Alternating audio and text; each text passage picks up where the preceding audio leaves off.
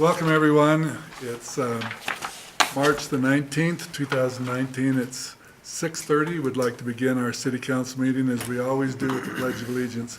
If you could please stand and join us. I pledge allegiance to the flag of the United States of America and to the republic for which it stands, one nation, under God, indivisible, with liberty and justice for all.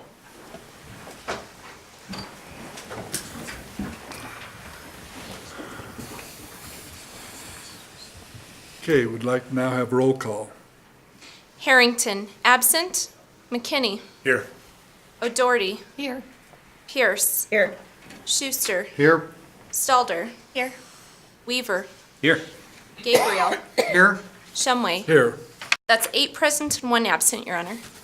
Thank you.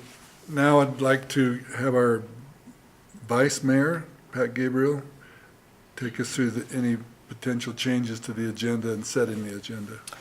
Thank you, Mayor and council members. I would move that the agenda be set as submitted. Second. It's been moved and seconded. All in favor, say aye. Aye. Okay, now we have a proclamation that I'd like to read, and then we have several people that I'd like to have come up and join us to accept the proclamation and also to receive some certificates of achievement. This is a proclamation on the Laramie's disabilities recognizing ADA-friendly establishments.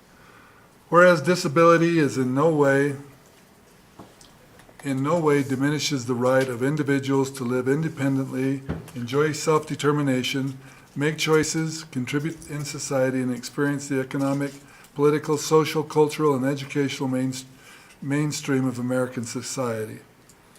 Whereas family members, friends, and members of the community can play a vital role in enhancing the lives of people with disabilities, especially when the family and community are provided with necessary support services and public and private employers are aware of the capabilities of people with disabilities to be engaged in competitive work in inclusive settings. Whereas the goals of this city include providing individuals with disabilities the opportunities and support to make informed choices and decisions, live in homes and communities where they can exercise their full rights and responsibilities as citizens, pursue meaningful and productive lives, contribute to their family, community, state, and nation, have interdependent friendships and relations with others, and achieve full inclusion in society. Whereas thousands in Wyoming face challenges with disabilities daily. Whereas in honor of March as Disabilities Awareness Month, Laramie Advisory Commission on Disabilities and Council would like to recognize the following businesses for making their establishments more ADA friendly. Feeding Laramie, Studio City University of Wyoming Plaza, Glacier Run Apartments Complex, Safeway, Art and Soul Pottery, and Landmark Event Staffing Services. Now therefore, be it resolved that I, Joe Shumway, acting as mayor and president of the governing body of the City of Laramie, Wyoming, do hereby proclaim the following as ADA-friendly establishments, which I just read, and I'll read them again. Feeding Laramie, Studio City UW Plaza, Glacier Place Apartments, Safeway, Art and Soul Pottery, and Landmark Event Staffing Services, and encourage all citizens, businesses, public and private agencies, religious and educational institutions to join in their recognition. Dated and signed this 19th day of March, 2019. Now, I would like to invite these individuals to come forward, and also others that want to come up. I think we're going to take a picture. But first of all, I'd like to have Nick Wiseman, the chair, to come forward with Joe Carroll Ropp, Jasmine Purton, and I've said it wrong.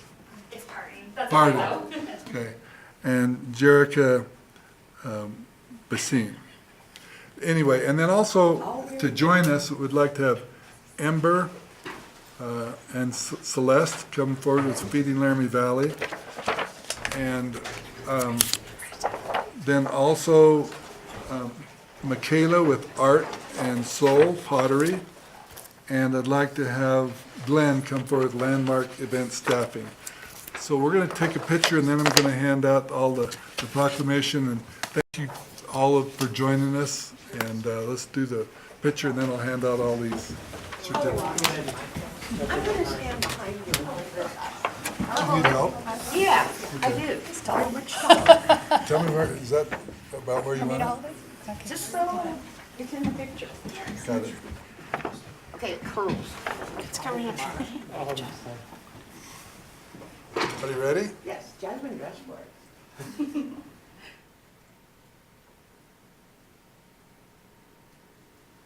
Yay. All right, now, who, I'm sorry. this proclamation's for you. And then I want Landmark Events and Staffing Services. Thank you very much. You bet. And then Feeding Laramie Valley. Thank you. Art and Soul Pottery. And thank you again. Appreciate all you do. Is there someone that wants to speak for the group? Anyone prepared anything? Do you want to? Thank you. Okay. I just want to say, there's a group of people that go above and beyond and we want to recognize them.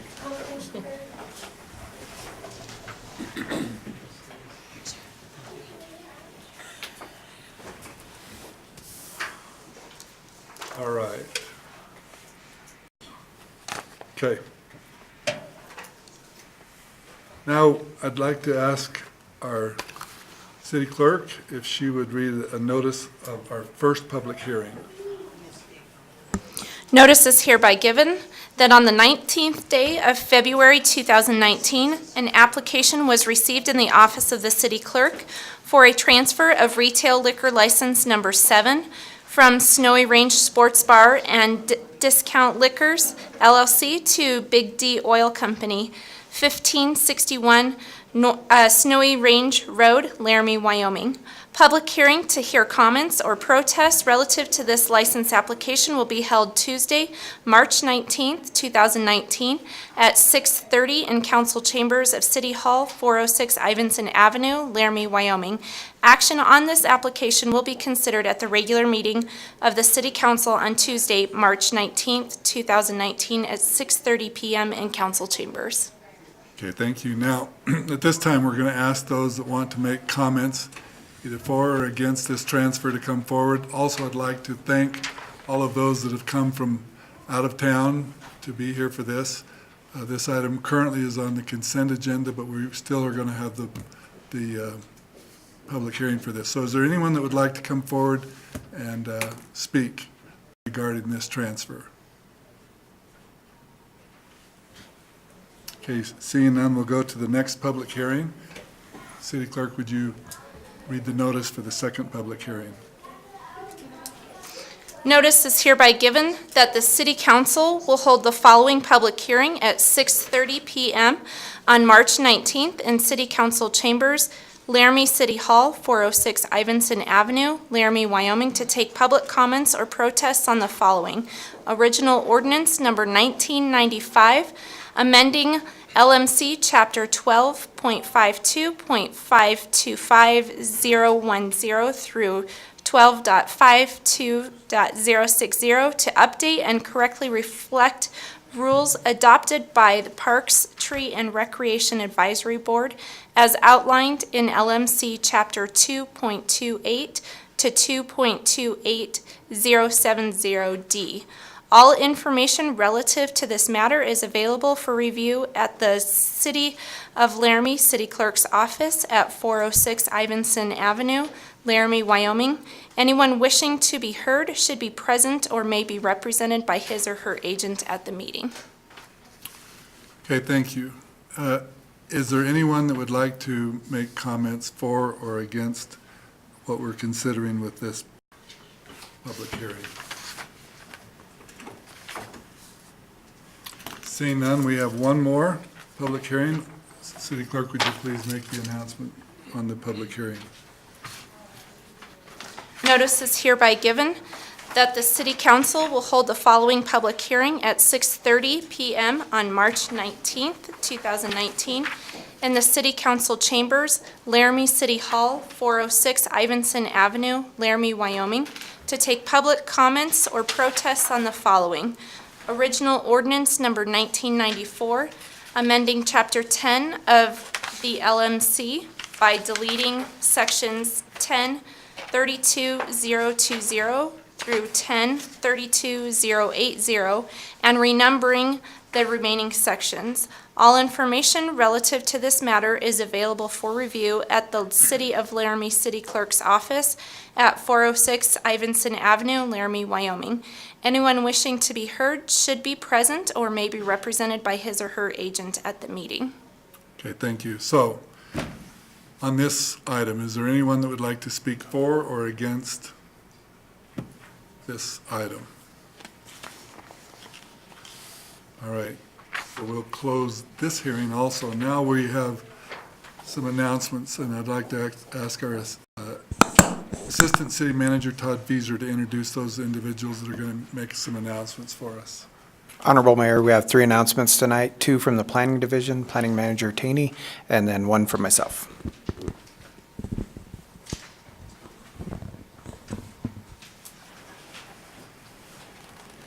Mayor and Council, I've got 2 announcements. First, was speaking with just noting that the Laramie Conservation Expo will be happening April 13th, 2019. It's at the Albany County Fairgrounds.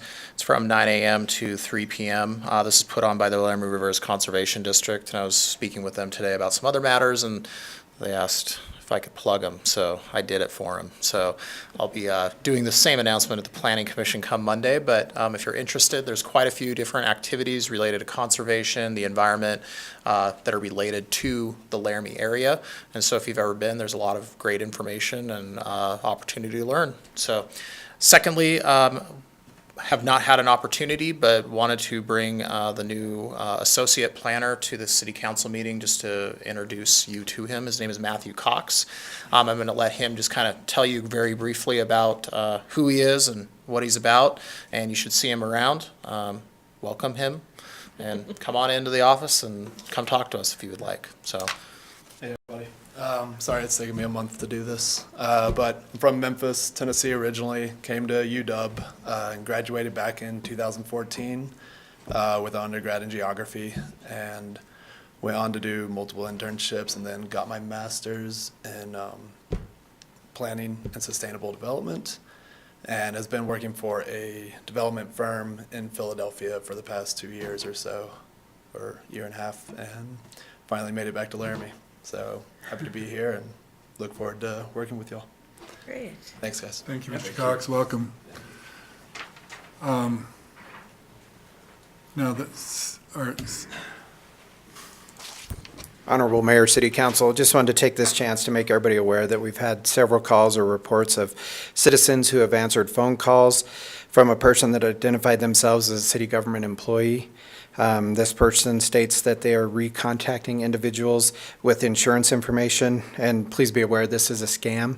If you have been contacted by this person or if you've given any personal information, we'd ask that you contact the Laramie Police Department, 721-2526.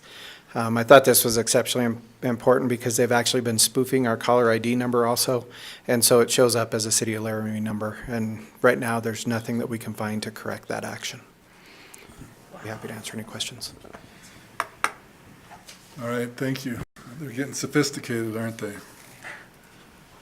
Okay, so that's all the announcements we have for today. And are there any disclosures from anyone in the city council members for any conflicts of interest or any other disclosures that anyone has?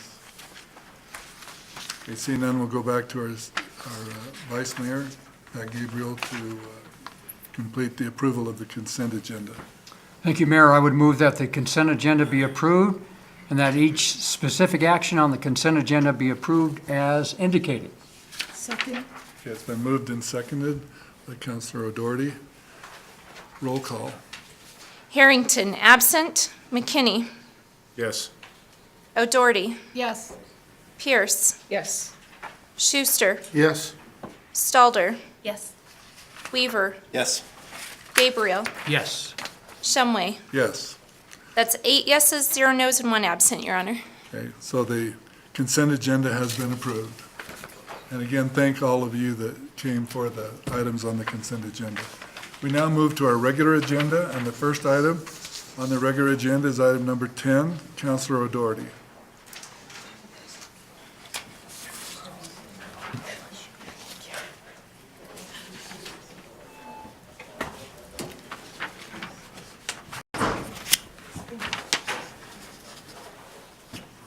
My screen went blank at this critical moment.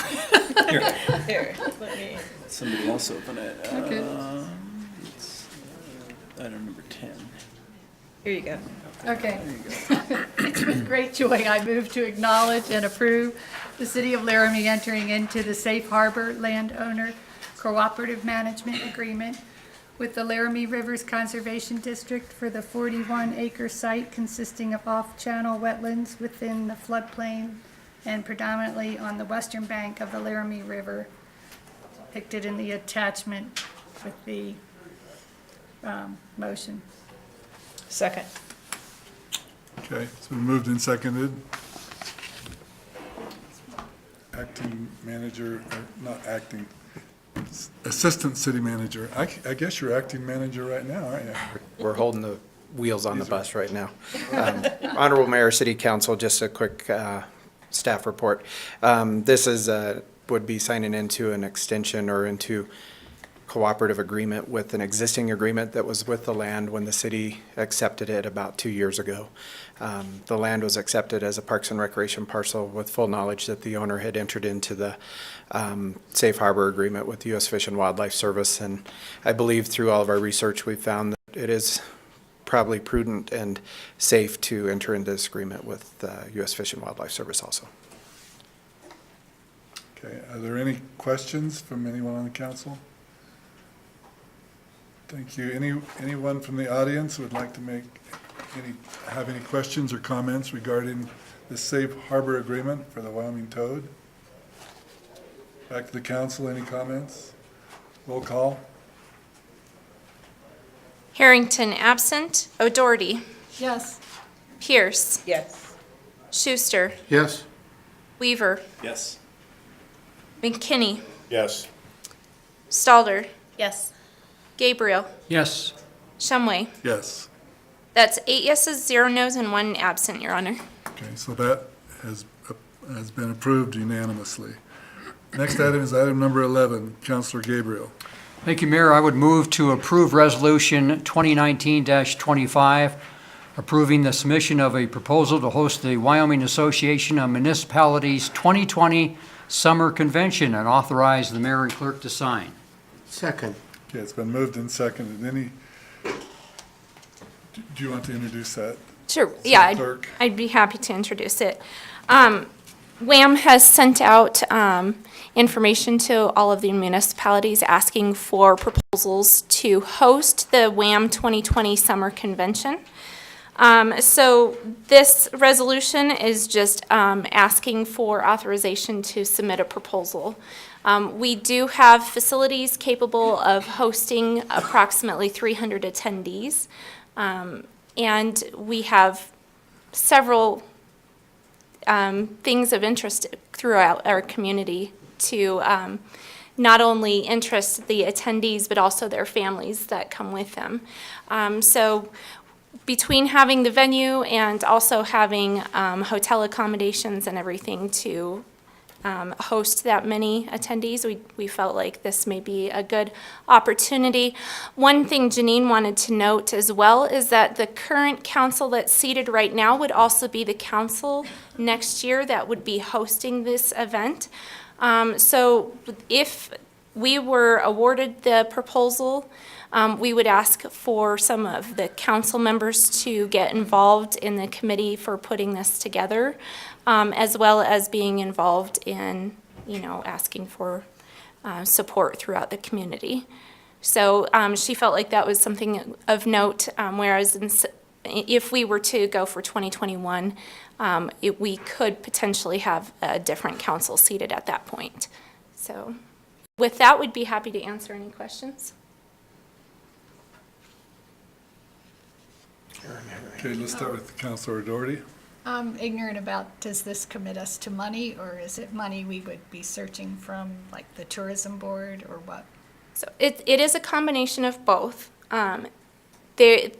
The proposal that they gave us, the information they gave us said from 11,000 to 45,000 would be the financial commitment from the municipality. We would ask for partnership from community members, such as the Tourism Board, Chamber of Commerce. If you were to look at Sheridan's proposal, they did a similar thing, you know, where their Tourism Board and Chambers partnered with them to help promote the city.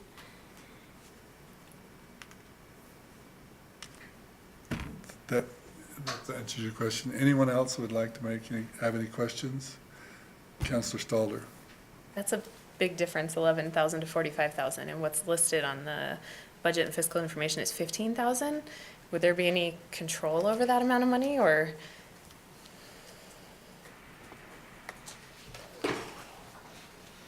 I will take Honorable Mayor through you to Councilor Stalder. The way that I understand that is Janine used that number from previously when we hosted the conference.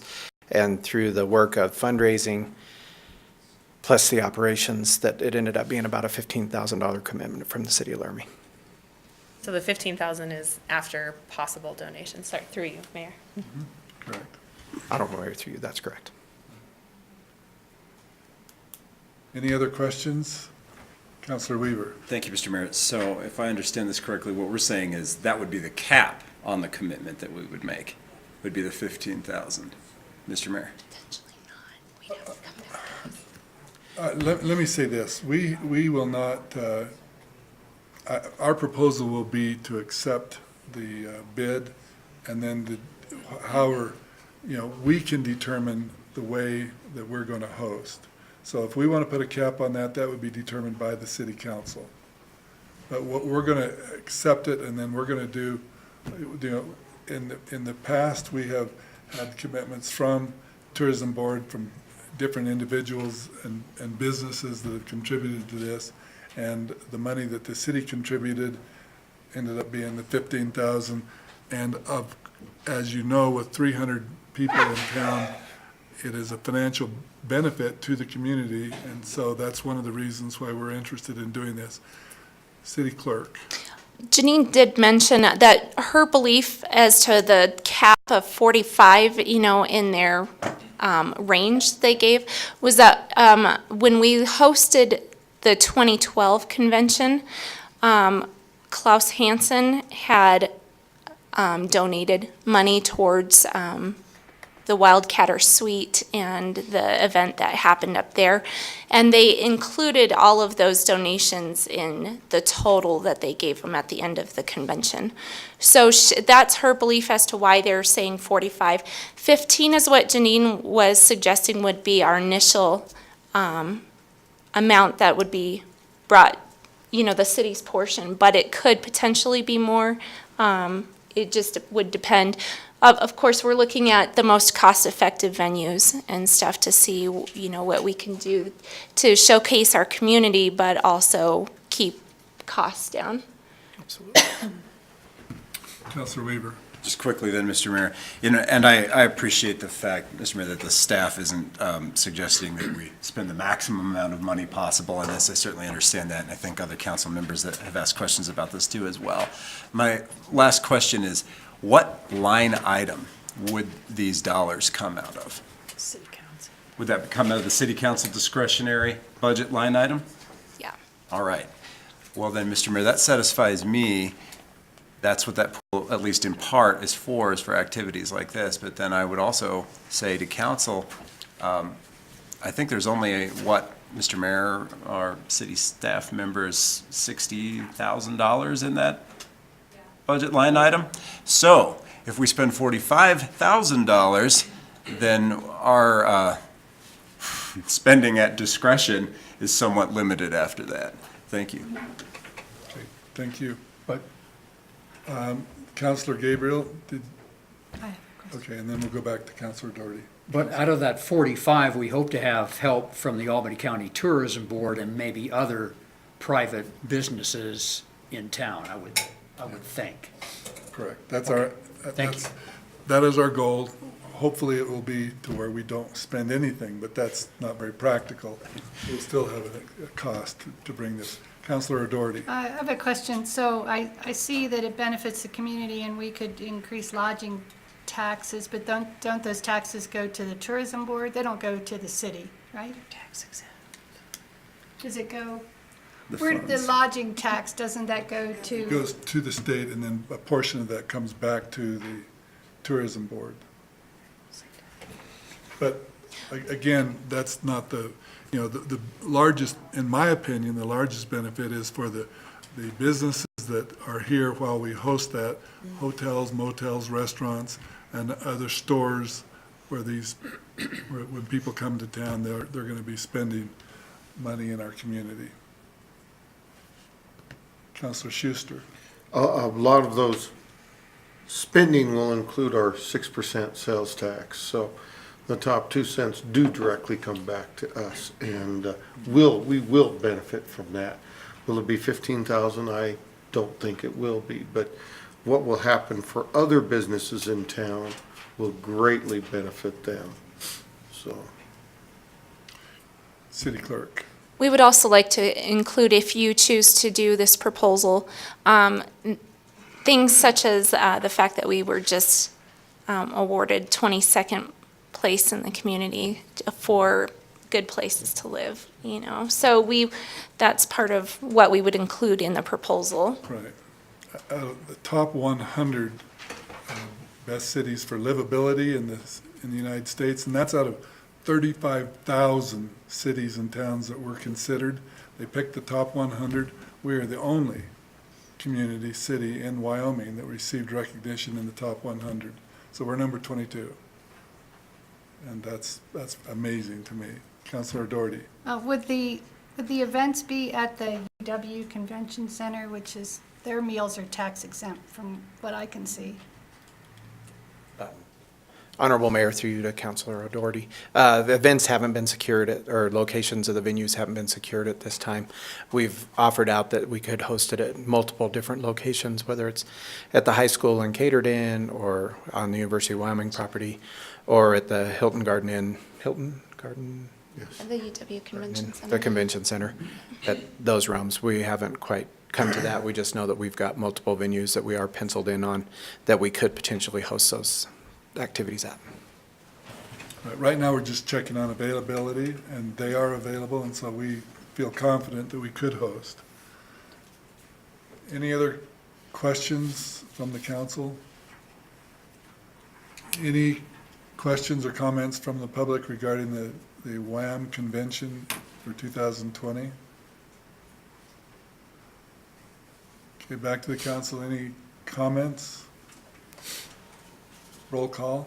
Oh, just a second. Jane, or I'm sorry, Councilor Pierce. So my comment is really doesn't have anything to do with the potential revenue or the cost of this that we could incur or potentially gain. It's the organization itself. And great mission, good intentions, if run properly, could be extremely powerful in the state for all the municipalities in the state of Wyoming.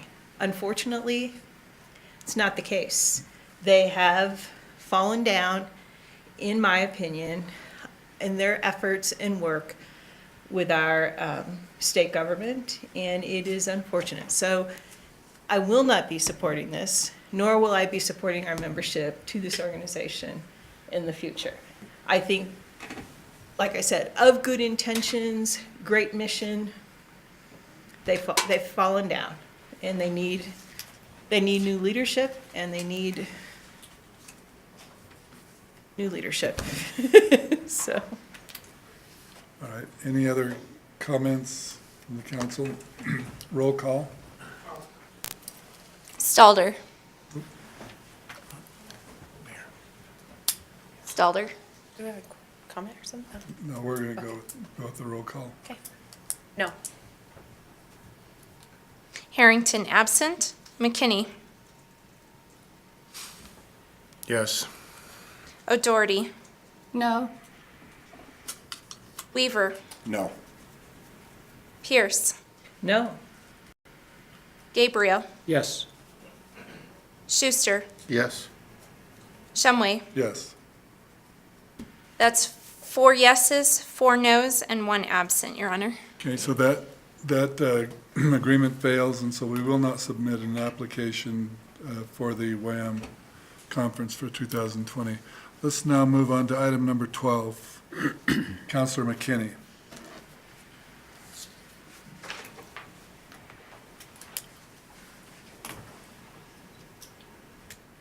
I move to approve the original ordinance number 1994 on second reading, amending Chapter 10 of the Laramie Municipal Code by deleting sections 10.32.020 through 10.32.080 and renumbering the remaining sections.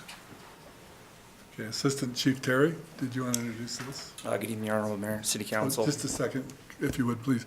If we could have a second. Oh, I'm sorry. Second. I'm I'll sorry. second. And a second from Counselor Pierce. So Apologies. it was my fault. Thank you. Go Good evening, ahead. Honorable Mayor, City Council. Nothing has changed from the first reading with the exception of, I did discover or was made aware of one typo. It's on the cover sheet in the title, and it had to do with the actual ordinance. In the, on March 5th, in the title, it was requesting Chapter 10.32020 through Chapter 10.2080. It has been corrected, and it should be corrected for second reading. So I just wanted you to make aware of that. It should be corrected now. So It is on our document. if you have any other questions, I'm available. Any questions? Okay, are there any questions from, or comments from the audience? Yes, please come forward.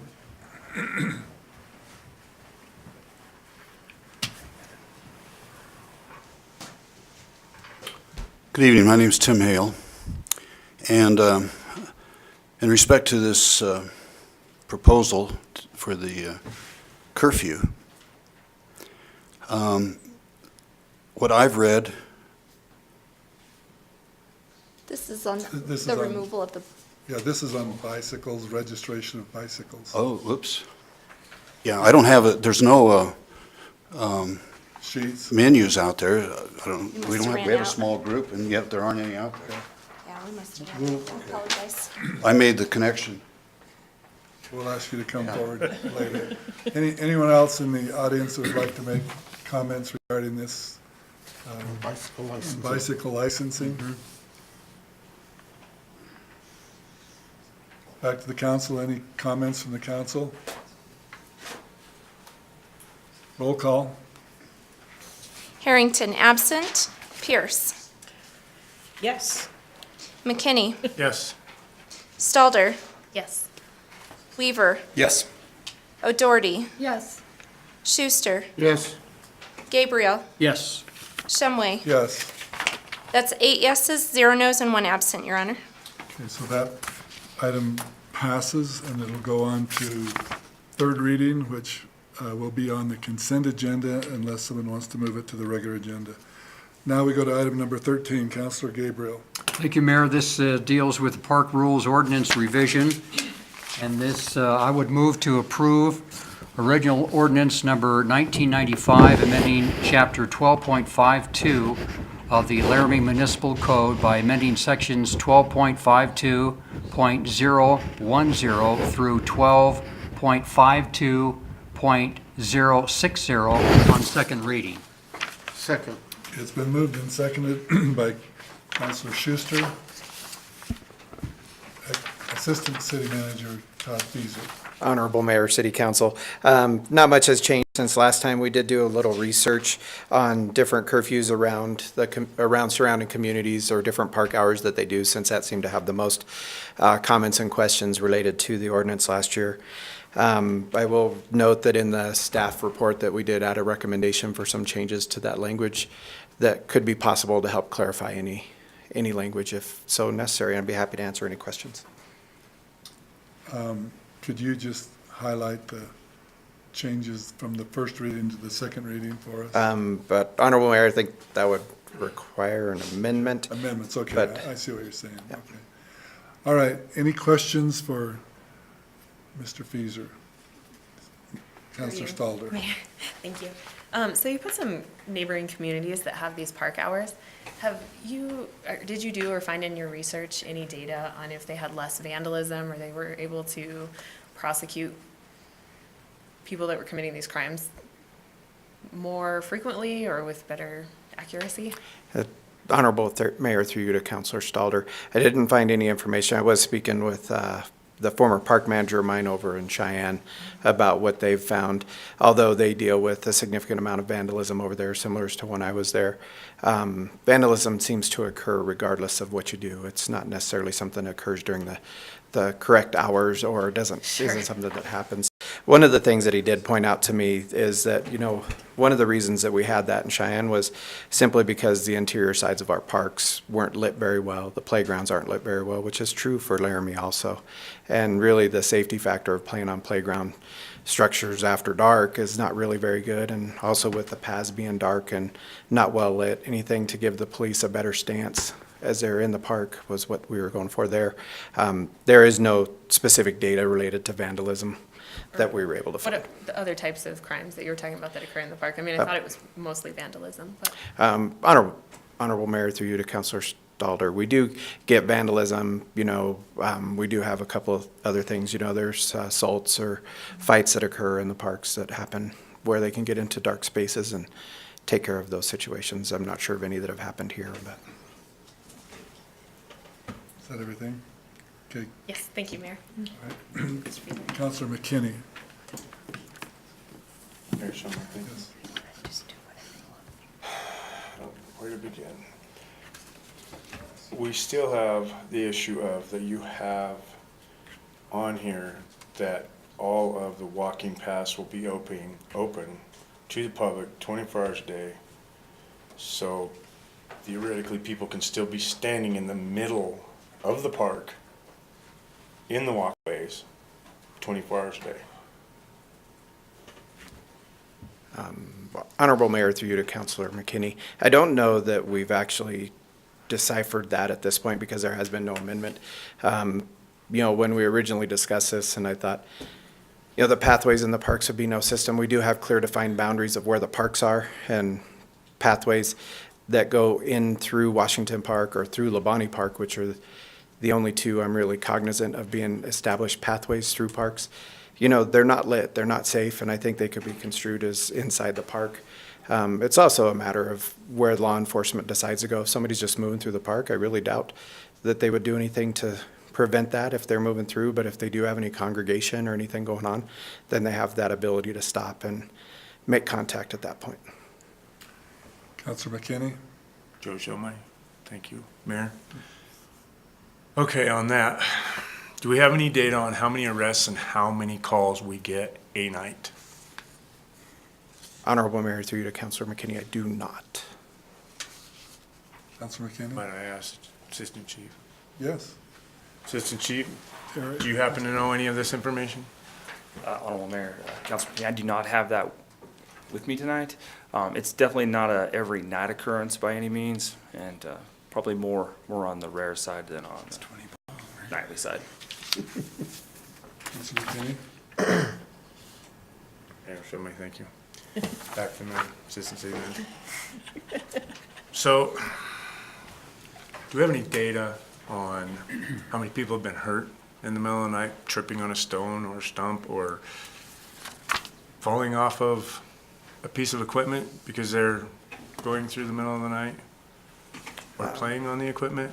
Honorable Mayor, through Know you to anything Councilor at all? McKinney. No, I don't have any specific data on that.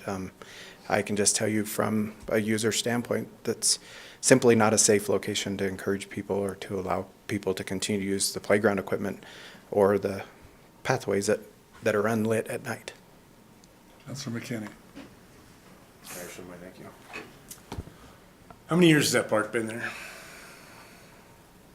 Honorable Mayor, through you to Councilor McKinney, which park? Pick one. Labonte, Washington, Honorable Mayor, through you, Imperial Heights Park was built in 2016. Washington Park, I believe, is 28, maybe? Many years. Many years. Councilor McKinney, you want another question? Yes, I do. Go ahead. Yes, Your Honor. Thank you. I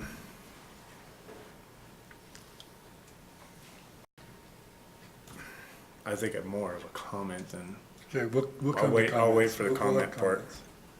Any other questions from anyone regarding this? I have one. Have you thought about the cost it would take for us to make just a city park lit well enough to be safe and from midnight to 5 o'clock in the morning? What would be approximate cost? Honorable Mayor, I actually haven't made that assumption. We're in a matter where utilities are a large bill that the city pays, and I don't know that we're looking to absorb more utility bills. At this point, we could certainly do that between now and the next meeting if you wish. Councilor Gabriel. Well, on that point, Mayor, I think the residents surrounding the park would be a little bit upset if they had the park lit, because I think that's one of the advantages of being in Laramie and having the open sky and having just a beautiful night to look at without a bunch of lighting. Anyway, that's my comment. Go ahead. Okay, we're going to go to Councilor Weaver and then back to Councilor McKinney. All right, thank you, Mr. Mayor. My question, Mr. Mayor, is about the proposed amendment language that we see for 1252-045. On the first reading document, it reads, Park hours shall be between 5 a.m. and 12 a.m. No person shall camp, sleep, or park a camper, trailer, or motorhome in any city park or park facility between the hours of 12 a.m. and 5 a.m. without the advance written approval of the city manager or his or her designee. The proposed amendment language reads, parks shall be open between 5 a.m. and 12 a.m. except with the advanced written approval of the city manager or his or her designee. And I'm curious, Mr. Mayor, if the city staff wants to talk about the thinking behind the proposed amendment language, because it seems to me that it's just a shorter way of saying exactly the same thing. And I'm curious, I want to see if there's some thought that it opens up and addresses some of the concerns that staff heard from council at the previous meeting on this item. Okay, is that a question then? Yeah, that's and I wanted to give that question some specific shape. How does that address some of the concerns that you heard from council last time? Because at first blush, it just seems to be, well, we'll say what we said before, but with fewer words. Correct. Okay. Honorable Mayor, through you to Councilor Weaver, the address there was that by identifying a few things and not identifying everything causes your reason for opening for what is allowed and what isn't allowed. Whereas through looking through the other ordinances and coming up with a more direct statement of when the open hours are, seemed a little bit clearer and a little bit more enforceable. The exception is for potentially if we have an event through the special event permit process that needs to go past midnight, then we can make those exceptions through the special event process. Thank you, Mr. Mayor. Anybody else? Oh, I'm sorry. Councilor McKinney. why do you think it took 90 years to make a park hour? Because of population? Because of rising crime? I'm just trying to figure out where, we're not Fort Collins, we're not Cheyenne, we're not, I don't think it's that bad. I think it's ridiculous, is what I think it is. But do you have any idea why that is? Honorable Mayor, through you to Councilor McKinney.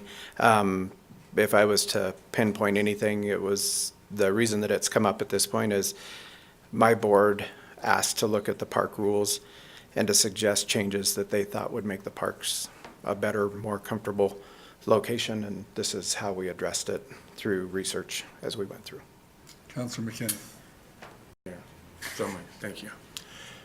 Did you get any public anywhere around the park Did you take any comments from them? Did you ask them any questions? Did you give them any information? Did you take any information, questions? Did anybody walk the streets to ask and see around the actual sitting parks to see if anybody used the park Honorable Mayor, from 12 to 5? Honorable Mayor, from you to Councilor McKinney.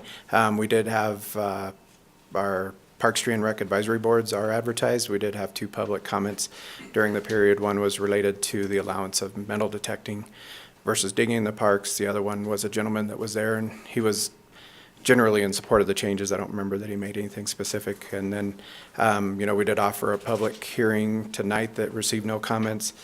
That was advertised also. As far as canvassing the neighborhoods, we did not canvass the neighborhoods.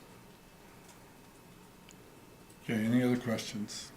I have one. When we extended the hours for the lighting of the basketball court in Washington Park, that was discontinued. Was there a reason that we discontinued that, or was it just arbitrary? What happened there? Honorable Mayor, the way that it's been explained to me and through the Parks, Tree, and Rec Advisory Board is those hours are until 10 p.m. The lights are shut off in recognition of the surrounding neighbors' worries of the lights being on all night long. Okay. Which was your concern. Any other questions from the council? Okay, let's go to the audience again. Mr. Hale, are you ready to make your comments?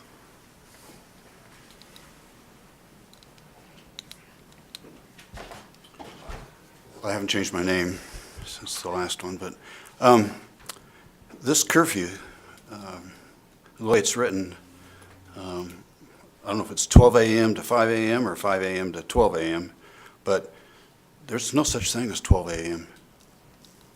It's midnight. There's no 12 a.m., so I don't know, if you want to do a language issue, but I think that's something that you should look at. But I'm all for safety, and I'm all for reducing vandalism, and I found it interesting that, in listening to this, that by merely it's assumed merely shutting the park down at midnight, that suddenly we would reduce vandalism. And for that being such a concern, I can recall approximately midnight, a bunch of furniture on the Mill Street and 7th that apparently was doused with gasoline and lit on fire. And they had the cops and the fire department there, and the intense heat actually melted a great big section of the asphalt. Not one neighbor, not one standby person was interviewed as to what they saw. Did they see anybody do it? Then I recall calling the police department about a Wyotech dorm, and interesting, in their yard, actually it wasn't a dorm, it was an apartment, in their yard were half a dozen to a dozen Laramie street signs. And something tells me that that probably qualifies as vandalism. The police department never responded. And in fact, I was upset about that. I went in and I spoke with Janine about that. And she said that she felt it was a better utilization of the police department's time to have the street department come by and pick it up. Now, I don't know how expensive street signs are and the labor that goes into, you have to order them and then install them and so forth, but it doesn't seem to be a priority with the city. And yet suddenly, if something happens in the park, it's, the World War III. So, I don't want to be contradictory, and I'm certainly for safety, and I don't want to see any vandalism. I think this ordinance, and I know the council historically has always done the opposite of whatever I've suggested, but I think what you ought to do is go ahead and pass this, but don't pass it as it stands. I'd bring that time down to, I'm thinking 5:30 or 6 in the evening.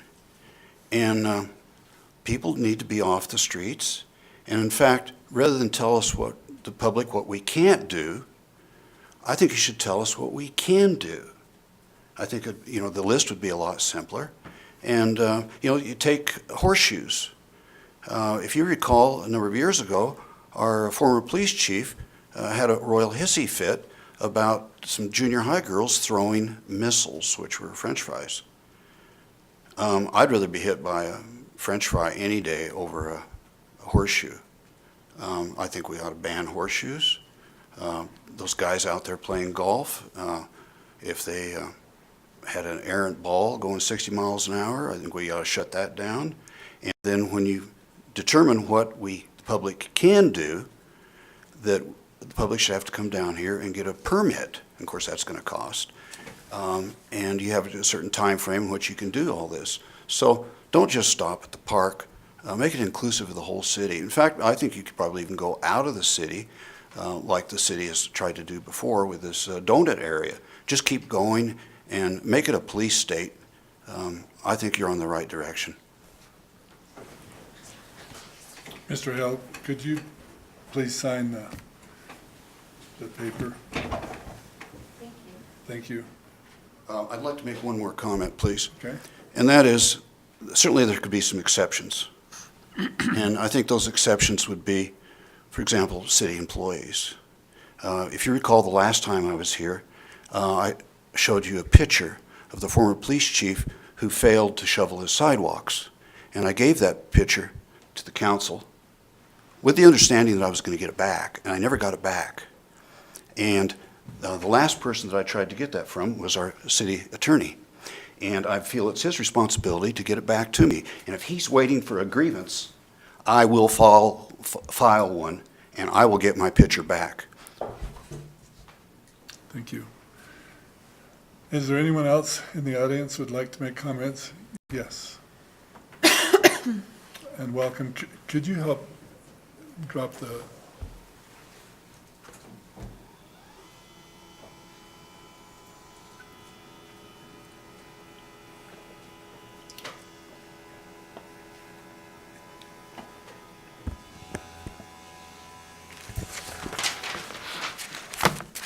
Thank you. Thank you, Mayor. Thank you, City Councilman. It's ridiculous this sounds almost as ridiculous as the president's way of building a wall or something like that. I don't want to get too political here. That's not what I'm here for, but our goal is just to try to make the city safe as possible. And I think the hours from 12 to 5, I said this a couple weeks ago, my stance hasn't changed. I think we want to make the parks as accessible to anyone. And I think trying to build the lighting, like around the wall, I agree with Councilman McKinney over here, saying that like from 12 to 5, I don't think it would make world's difference. And like I said, I agree with him right there. It's not like it's not like Cheyenne. It's not even like Wellington, which is close to Fort Collins. And just wanted to say that I think the crimes in the parks in this town are very, very few. Just like on the border, the southern border, like the crime rates are very low. This is the lowest in like 50 years, but the president still wants to build his wall. This stupid, meaningless wall. I do agree that we should have safety, just like I agree with border security. But I think the lightings of the parks would limit the residents who live around that area, and trying to, well, for one, like during the night from 12 to 5, it would limit the sleeping area. Because with the lighting, it could like sleep, you know? But it's ridiculous, and like I said, I think vandalism and, like I said, I don't have the stats with me, and I don't think any of you guys have the stats, but So the crime is very, very little in this town. Like, I know it's like a bigger crime on campus. I think we should have more security on campus at night.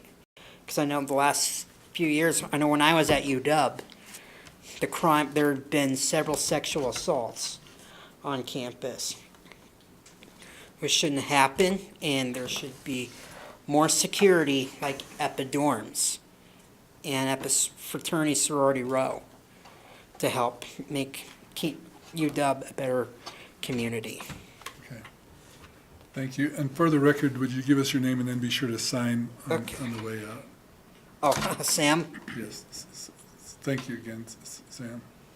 Anytime. And then there's a page. Yeah, I five. said I don't have any problems with passing this ordinance outside the 12 to 5. Okay. All right. We probably still have public. We're still in public. Yep. Anyone else in the public who'd like to make comments? Give us just a second, we'll get the podium up again.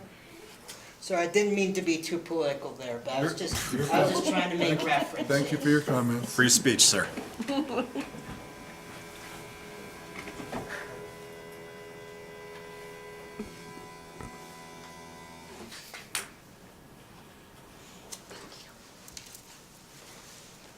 Welcome. Hi, my name's Ginger Brown.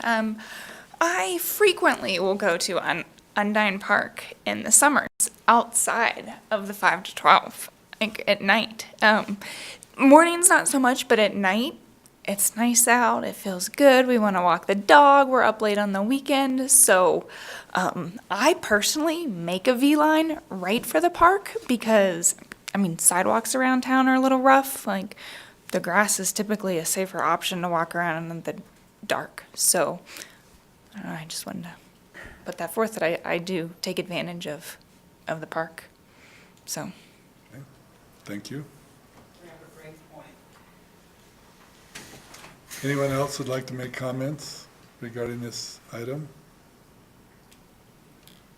Okay, back to the city council. Any comments from the city council? Councilor O'Doherty. I'm not sure if this is the right time, but I would like to move to amend to strike the changes in section 12.52.045 and leave it as originally in the ordinance. Is there a second? Okay, there's been moved and seconded by Councilor McKinney Oh, for us to strike this. I guess what we like the need, changes.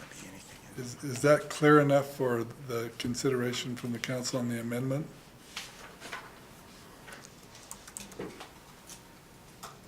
Honorable Mayor, through you to Councilor Doherty, the changes that were recommended actually haven't been inserted into the ordinance. So there have been no changes to the ordinance from the original submittal. Right. Councilor O'Doherty. I thought the red was what the proposed changes are to the ordinance. That it's changing from overnight sleeping in parks is prohibited to park hours. And that the sentence, park hours shall be open between 5 and 12 has been inserted. And then the next sentence was crossed out. I thought that's the original ordinance is what was in black. Honorable Mayor, that makes more sense. So you're striking, through you to Councilor Doherty, you're amending to strike out any changes that were proposed to be made. Any changes to the original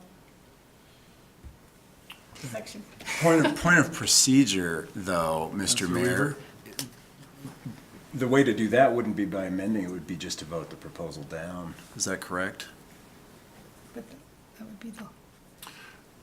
Or would be the body of the whole amount of changes? Thank you, Mr. Mayor, I understand perfectly. Councilor Weaver, I think the question that you're probably asking is, are there others substantive changes to this ordinance other than park hours? Well, Mr. Mayor, I understand. Point of information. Yes, there are. I just was trying to address whether or not procedurally the amendment would be, and it would be. It would be. Thank you. Okay. Point of clarification, maybe if I worded it as to keep section 12.52.045 as originally described in the ordinance. Second agree. friendly Or are you amendment? wanting it to go back to no person shall sleep in the park, camper, trailer, or motorhome in the city park facility between the hours of 10 p.m., 12 a.m., and 6 and 5 a.m.? Or and a.m. without the advance? So I'm confused on which part you want to. Counselor Doherty, what's your intent? My intent was to go back to 12.52.045 as it exists in the city ordinance right now. And I think that was read by Counselor McKinney as he did, which gave park hours and specific prohibitions for use of the park. Is that correct, Counselor McKinney? I don't think so. Okay, Counselor Pierce. So if I understand overriding of, in a Word document correctly, right, and making changes, I believe what Counselor O'Doherty is suggesting is that we go back to what was originally proposed, was the original ordinance, which would actually be where you see the blue strikeout. It would actually be that. And then the red is the new, and the red would disappear. It's strike changes when you're working in Word is what I think I understand. So the blue would come back because that was the original. Okay. Okay, I and see what you're saying. the red would disappear because those are the changes. Okay, before we If I'm, get it back and forth, let me ask our Assistant City Manager, as proposed on this amendment, does what Councilor Pierce has suggested, the red and the blue, take it back to the original document? Honorable Mayor, through you, that I believe that's correct, that it would take it back to the original ordinance. And that's your intent, Councilor Doherty? Yeah, my intent was us to not touch that section Okay. of the.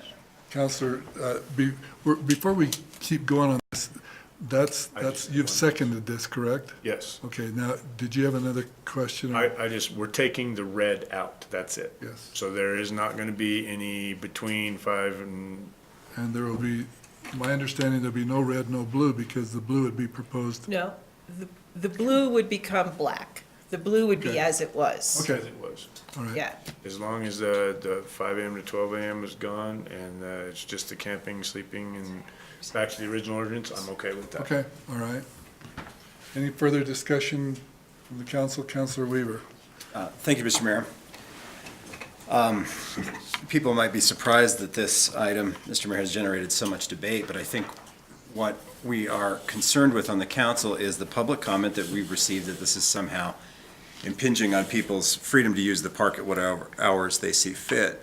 And so on the amendment, Mr. Mayor, discussion on the amendment, the overall goal of the proposed changes is to keep the park safe and prohibit property destruction, vandalism, digging holes, erecting structures that might damage the grounds, things like that. But I think ultimately, when you're in the park, you have to follow the rules, and most of these proposed rules that we've seen here, Mr. Mayor, I think are good. And you'd have to follow those rules regardless of the hour.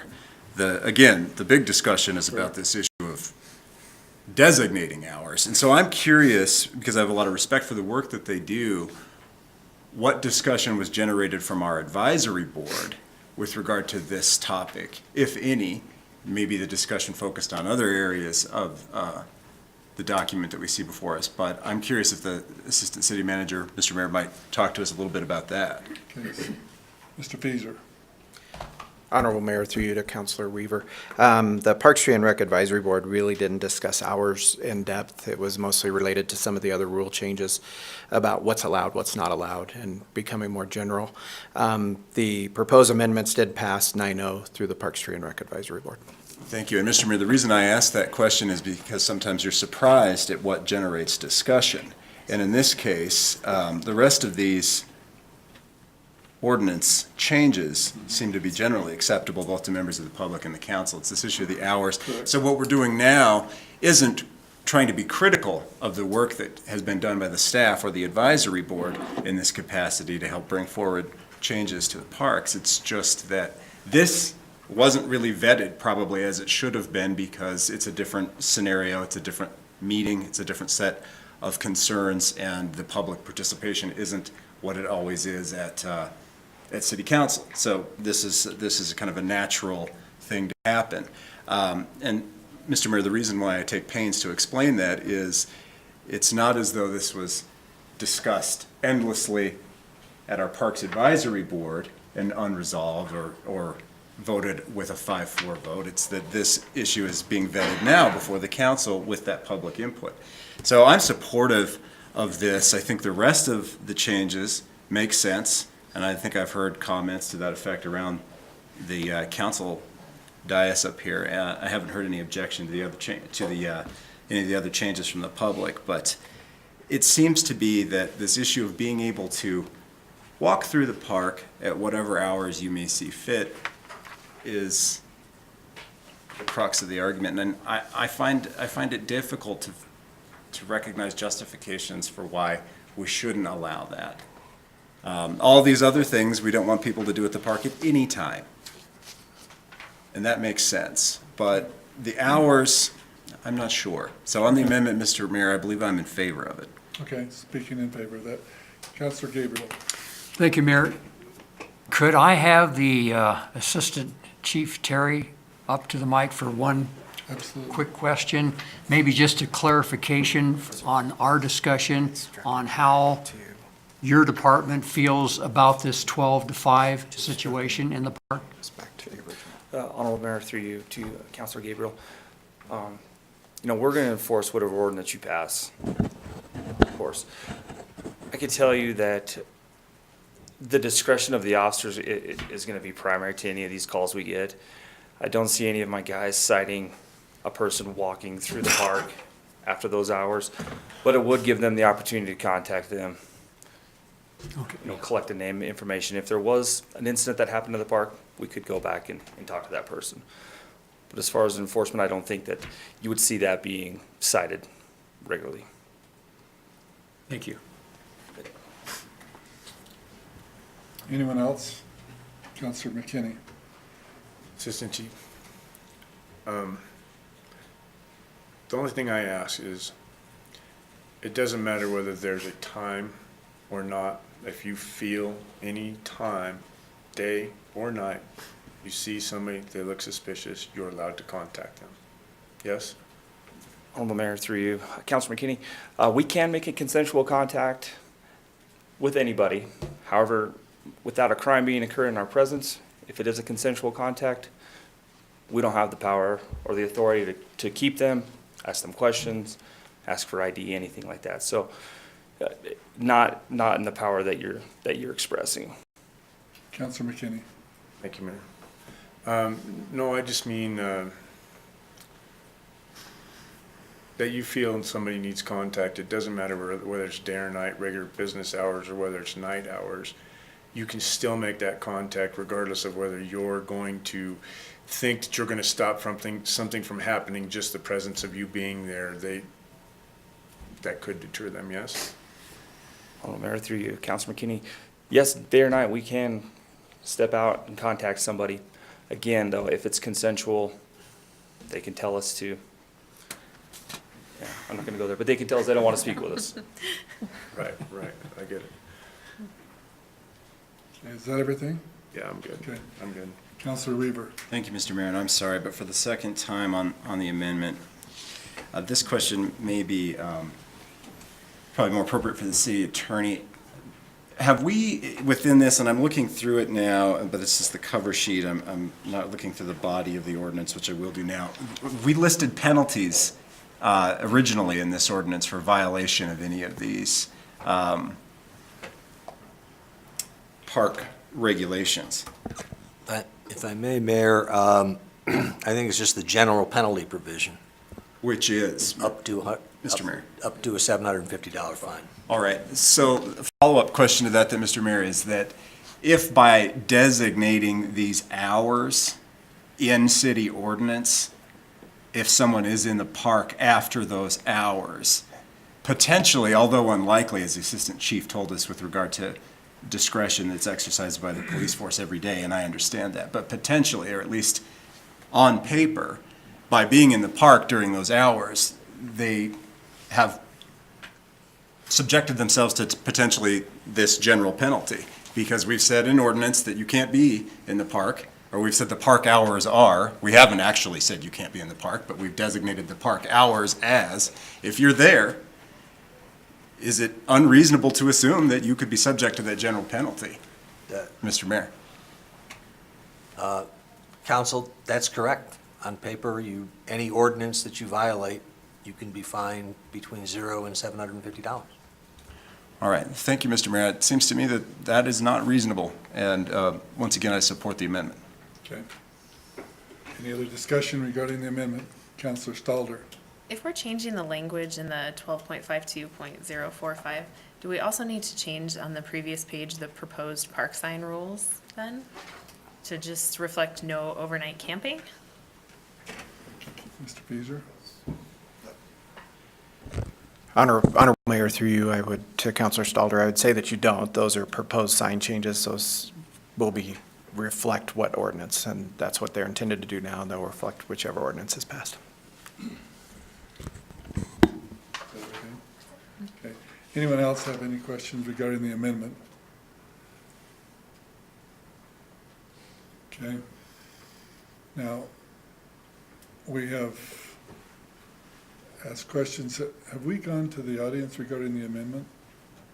No, we have not. Okay, so anyone from the audience would like to speak to the amendment? Mr. Hale.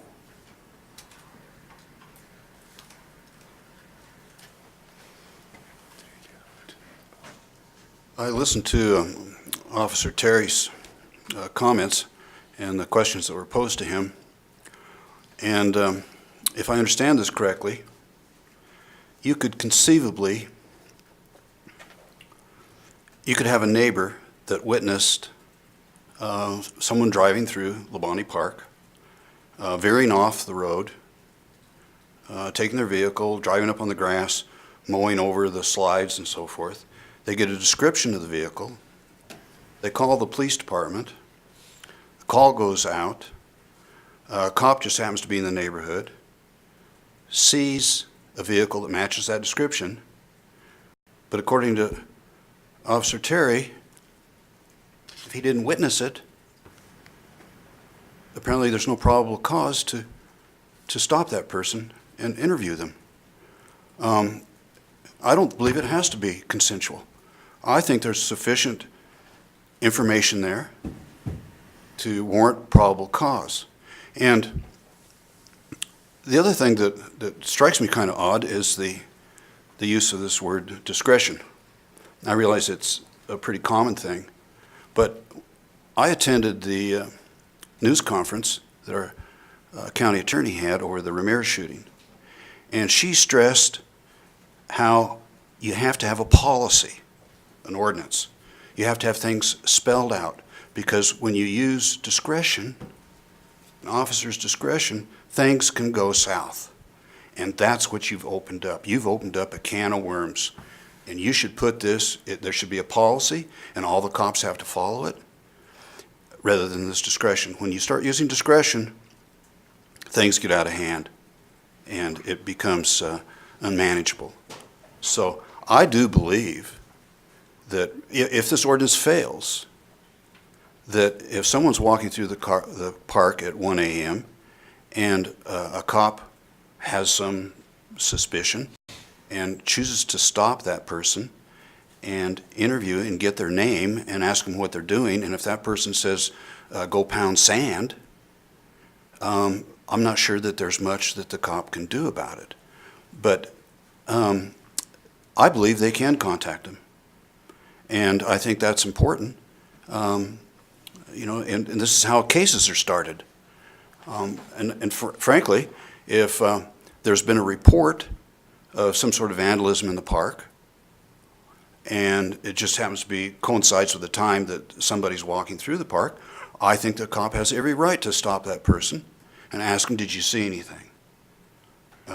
And if that person wants to be uncooperative, that's their right. If that person says, I'm the one that did it, he can put the handcuffs on. But I believe there's been plenty of instances where cops can stop someone and make contact with them without an ordinance that specifies that one has that ability to do that. So I think you should look into this a little further. And especially, it sounds like there really isn't any data to support that there's really been any problems.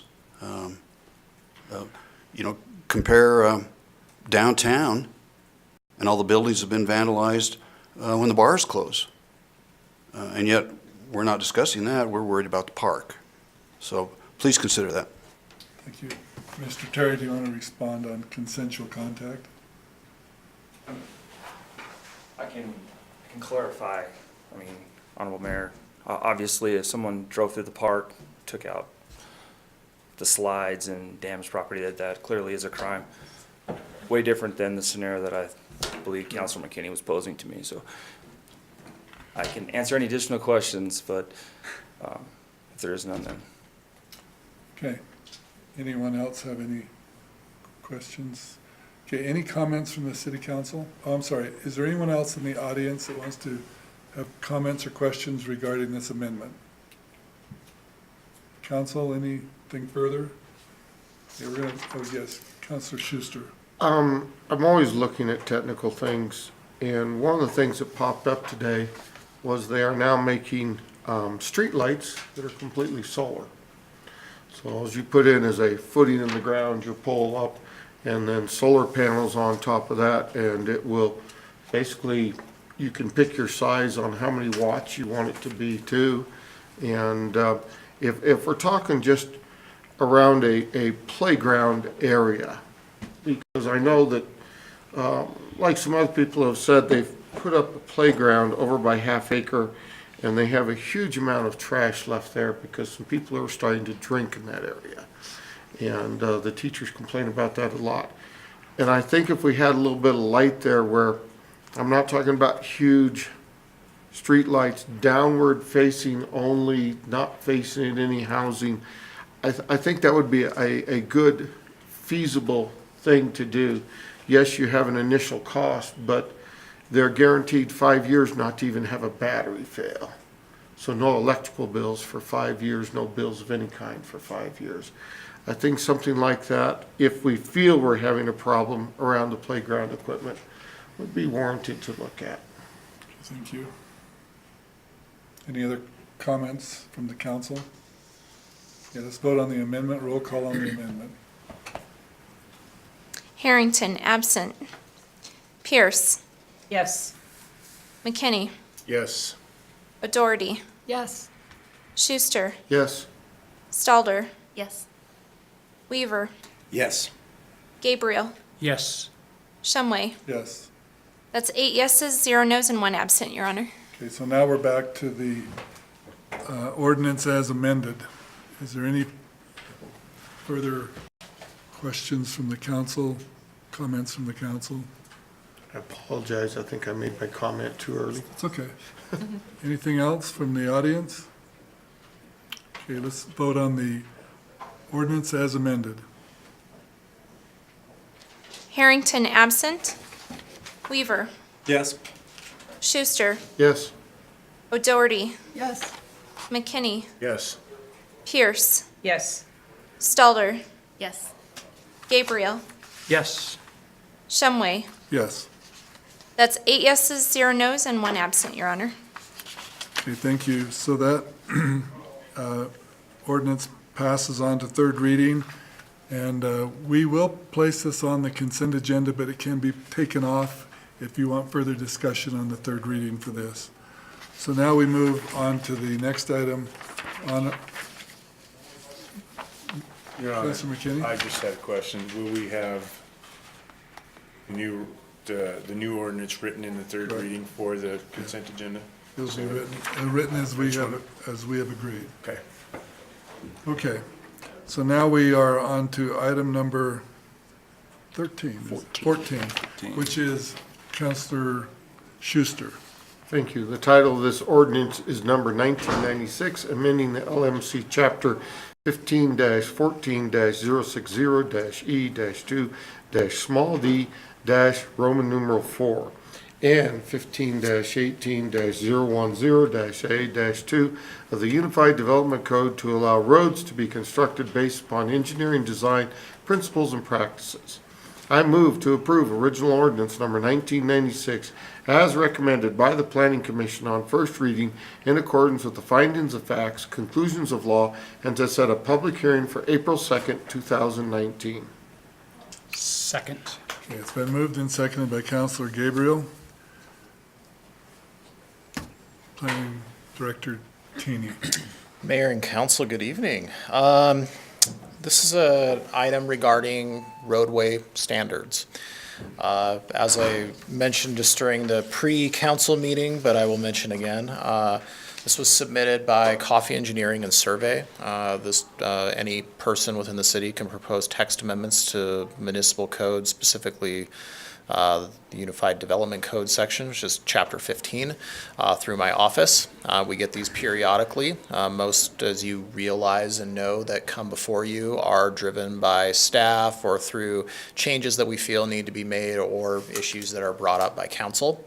This one was brought up by, like I said, Coffee Engineering and Survey, and it's a amendment proposed to the road construction standard found within some specific zoning districts. And what I think the easiest thing to do is if you take a look at the staff report for Planning Commission that was prepared, there's two sections really we're talking about that need to be changed to address the topic.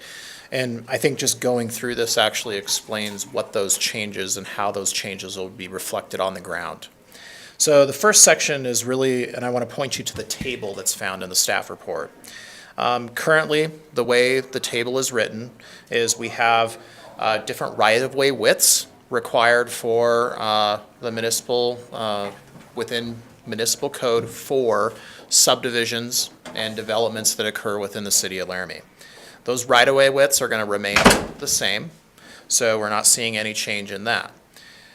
And the other column that's there and where you do see some amendments is we are changing the section from a minimum roadway width to a recommended roadway width. And I'll get to the reason why on that. You'll also see in the rows, we've added a new row. This row references where this new standard can be applied.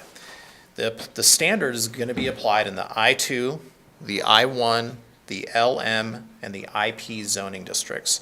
Those are basically your four most intense zoning districts that we have within the city of Laramie.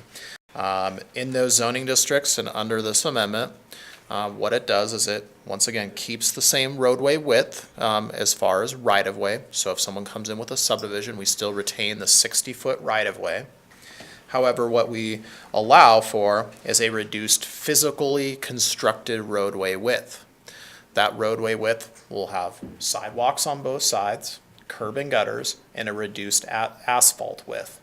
The key in that reduced asphalt width is that we're removing parking. So you'll see in that row, there's no more on-street parking within those if they choose to go with this alternative.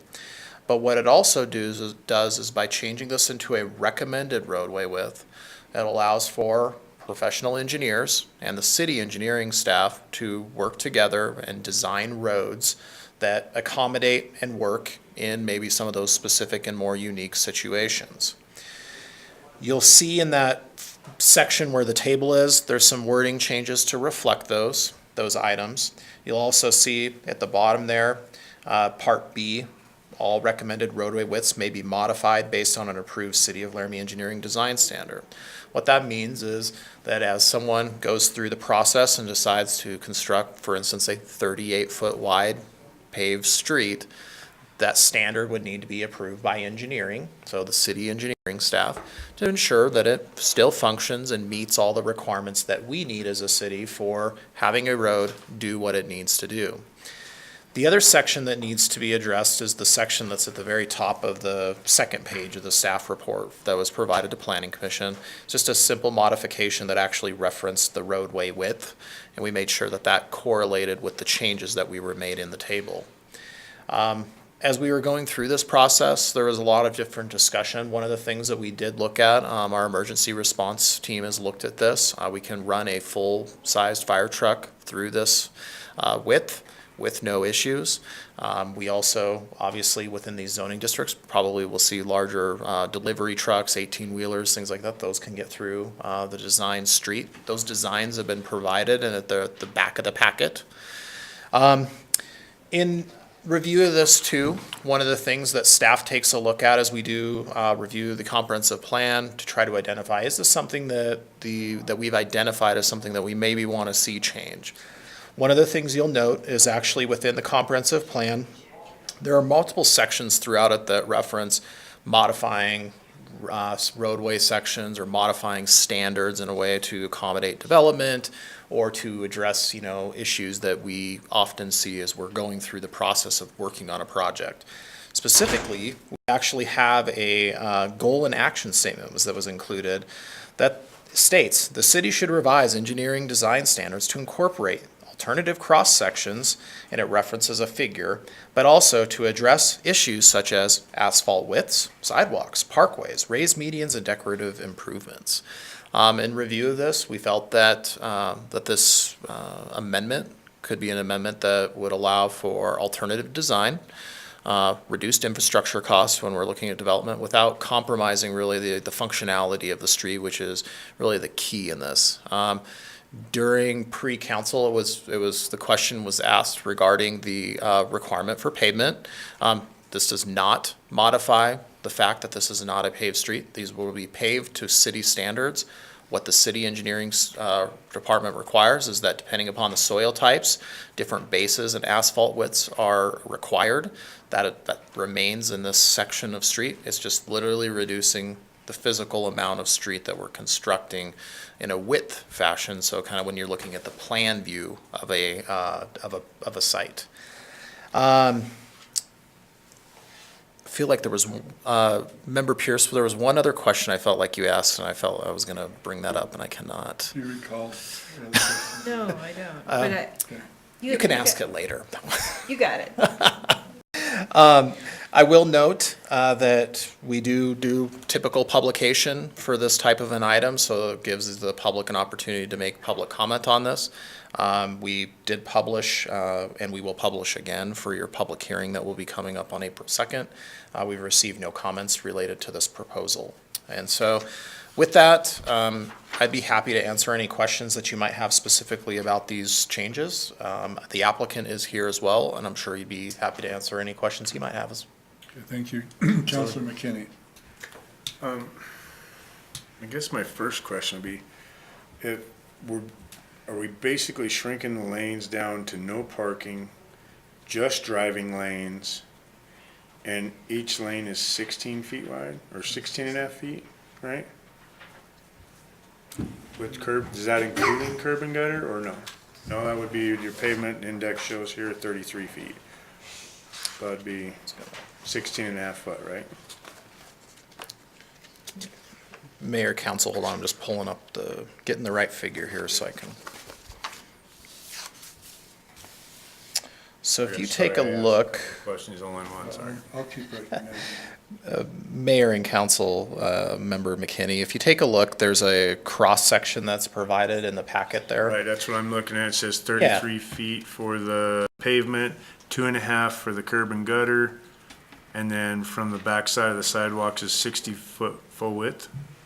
Is that what that's saying? Correct. So all the way back, basically what happens is you have within that 60 feet, you have 2 5-foot sidewalks on both sides. Okay. Then you have your curb and gutter, Right. which are sit down there, and that's kind of shown in the plans. And then you have from the back of curb to the center line of the street is 19 feet. Councilor McKinney. So, but we're just doing this to shrink down everything? We're wanting to shrink the streets, make them smaller? Mayor and council, so when taking a look at this, yes, that is the very simple review of this, is we're taking the parking away on the street in order to reduce the total infrastructure costs that we have within some of these zoning districts. Right. Which typically allows and helps spur on development and gives more opportunity, because instead of spending money on on-street parking, essentially, you're able to reduce that width, but still accommodate the traffic you would see in the area. Councilor McKinney. Thank you, Your Honor. So my next question would be, you were talking about emergency vehicles. I guess this is a two-part question. Emergency vehicles, are they going to drive on the curb if there's an accident in the middle of the street and they need to get to the other side? Are they going to go on the curb and gutter and the sidewalk and through the grass? And then if they're going to have a problem getting through because there's an accident in the street and they have to get to the other side of the street, and there's bicyclists, there's no bike lane, are they supposed to be on the sidewalk? Two-part question, sorry. Okay. Mayor and council.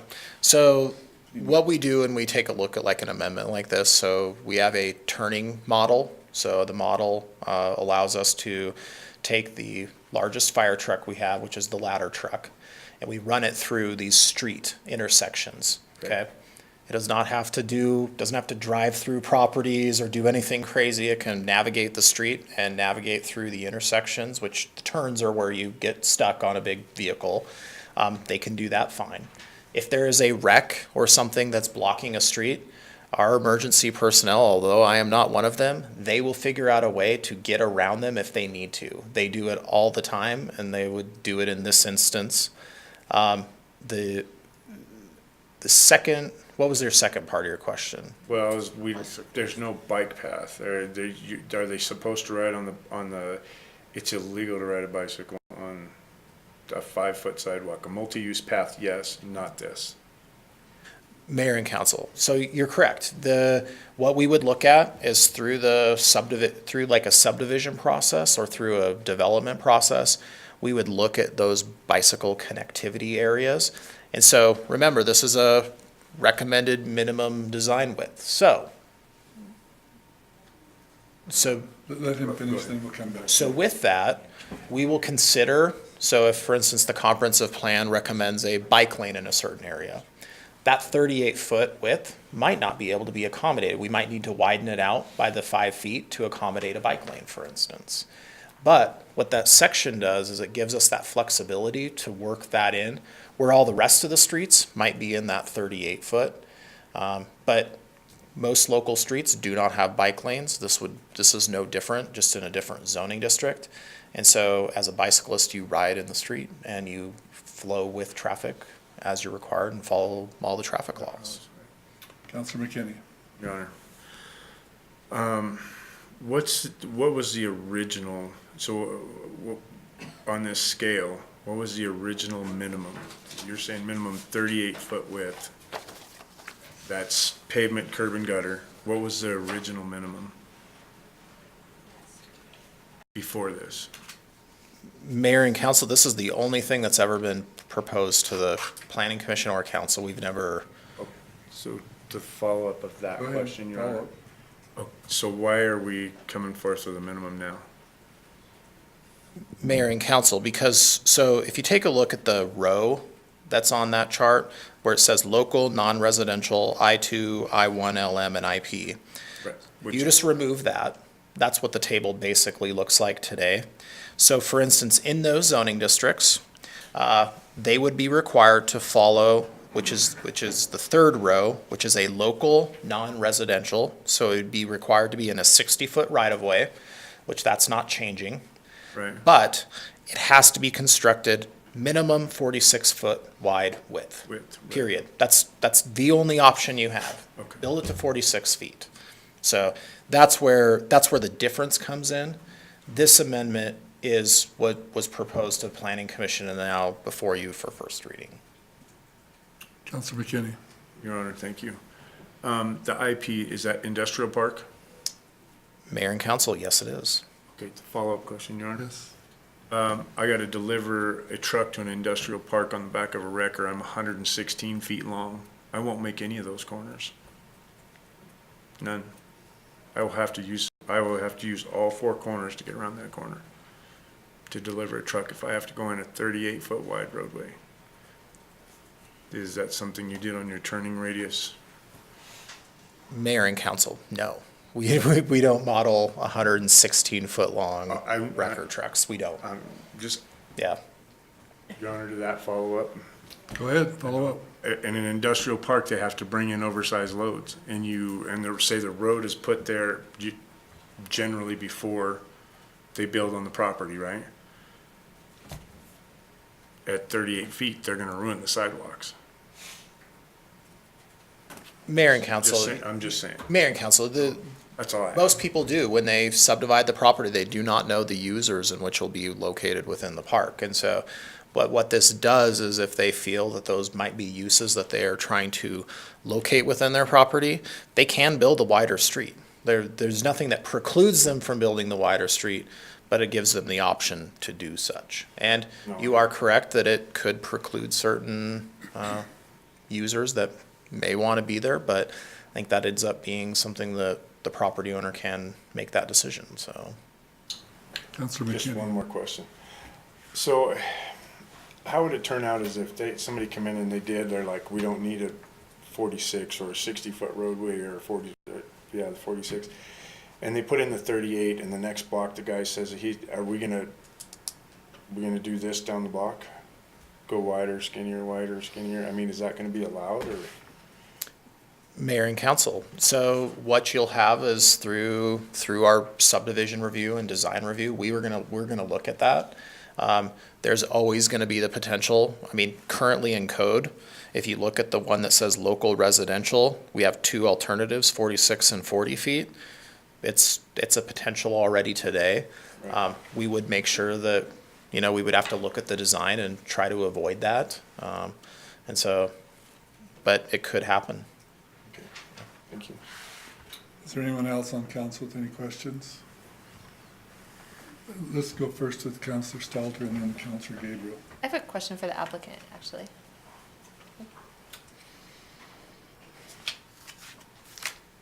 Mr. Coffey, thank you for being here. Honorable Mayor, Council, I may have to defer to my young engineer. She worked with the city closely on this. But I'm happy to answer questions. We'll see how it goes. Go ahead, Councilor Stalter. Can you just give me an idea of some of the background, like how this came about, what developers and Sure. what's the cost difference between that 8 feet? Well, it's a significant cost depending on Sure, I just was how curious. long the streets are. I'd like to point out that it's not just a cost savings for the development. It's also a cost savings for the city. The less street we have to maintain, the less cost it is for the city to maintain. From our perspective, we've had some instances where and we have some clients that are looking at industrial developments, and we don't have a lot of that land use type available, virtually none that's available in the community. And one of the things that these clients are looking for, they're looking for ways to minimize the infrastructure costs, because industrial property is typically the least valuable property from a land sale perspective. But there's a huge demand for construction yards. There's a demand for metal buildings to hold various trades. So it's important to understand too, one of the reasons why we wanted to get some sort of flexibility here is we want, if we're gonna develop an industrial park, we want it to look nice, as nice as possible. One of the ways to do that is to keep parking off the street. So in discussions with the city engineer, it came clear really that we needed to have some width, and the easiest way to reduce that width is simply to eliminate the parking, the sideline parking. So to answer Councilor McKinney's comment, the width of the street simply, even if you did bring a heavy load in through the wider street, you'd still have to negotiate around potential cars and junk that's in the side street. So really all we've done is eliminate the hazard that could be sitting on the sidelines as in an industrial development. We did not model a large oversized load coming through potential development. But we did model your typical 18-wheeler and. Which is 76 feet. Right, which is, we really can't model what an oversized load is because we don't really know how big and who's going to go where. But I would submit to you that I believe there is rollover curb and gutter on these sidewalks, so that if we do need to have a oversized load sweep through there, it could accommodate quite a large load, and they wouldn't have parked cars in the way. It would be prohibited to begin with. So hope I answered your question. Thank you. I think it's awesome that you're finding ways to incentivize development. Thanks. Everything, Councilor Gabriel? I have a question for Derek. Okay. Is a good example of what is going on here, what's happened previously at Richards Park? Or how did that Richards Park come about with reduced street size and lack of parking? Can you bring the council up to speed on that? Mayor, council, yes, I can. So the Richards Park subdivision was done through what's called the PUD process. The PUD process in past code up until maybe this point, we'll see, it was the only way in which the city can grant exceptions to some of their standards. One of them is roadway width standards. And so the roadway width that you see in there was done through the platting process, through the planned unit development process, which is the PUD, where it becomes a specific council item that you either approve or not approve. And so that's exactly how that was generated and developed. In the PUD process, the idea is that any of those exceptions or concessions that are given is that through that process, usually you're gaining other things or trying to accommodate other avenues of maybe, let's say, urbanistic development or some other type of scenario that you can't achieve under your typical code requirements. So. I'm just curious, the size of the streets in Richards Park? Offhand? Mayor and council, offhand, I can't give you an answer. I'd have to go measure them and Okay, look thank at you. it again, yeah. I know they're restricted. Anyone else have any questions? Okay, go ahead. One thing I do want to point out, and I think Dave Coffey mentioned it, is that I think for communities and from like a planning standpoint, any ability that the city can take in which you reduce your long-term infrastructure costs is a win long-term for a community. You're seeing across the nation cities doing similar things related to all sorts of infrastructure, not just streets, but all sorts of infrastructure to improve and maximize what they have, but also long-term maintenance. So someday the city will be responsible to repair either a 46-foot wide street or a 38-foot wide street. And it's much cheaper to do it at a 38-foot wide street. And so that's something that you're going to see probably, whether it's the current staff or future staffs bringing things forward to you regarding these types of these measures to look at that long-term impact on a community, and especially related to maintenance and all of that. So. Thank you, Mr. Tenney. Any other comments from the audience? Any final comments from the city council? Councilor Schuster. I drive down Adams Street every day, and what they have on that street for bicyclists is kind of what you're showing up on this picture, because we show a 5-foot sidewalk plus a 6-foot right-of-way of 11 feet. And on it would be the east side of Adams. They have a 10-foot sidewalk constructed with a center line down the middle of it, only on one side of the street with a standard sidewalk on the other. And I see that we have a 5-foot plus a 6-foot right-of-way. So if we deem that a bike path is close to this, because Adams is kind of an industrial street going down to one of the industrial parks, and we ended up having a bike path right next to Tri-Hydro.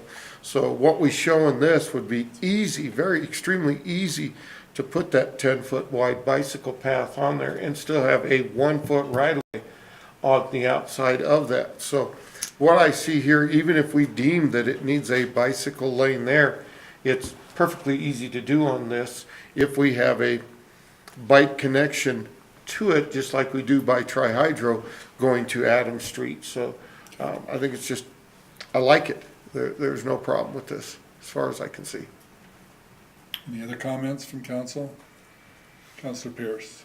So I'm struggling because I really appreciate the potential discretion that could be allowed. I appreciate the Mr. Coffey coming forward and explaining the savings on both sides of making a smaller or an alternative sized road with no parking. But what I think about is some of what Councilor McKinney said in terms of an extra wide load and the fact that wind power energy generation is going to be huge or potentially could be huge in this area. And and we're talking industrial. We're not talking Richards Park. We're not talking residential. We're talking industrial, bigger, wider things. And I would hate to limit what could potentially go down a road or turn on a road when I'm pretty confident that wind and those oversized, whatever they're called, the windmill turning pieces, whatever, you know, they're coming. And and it's only one example that I've been able to think about, but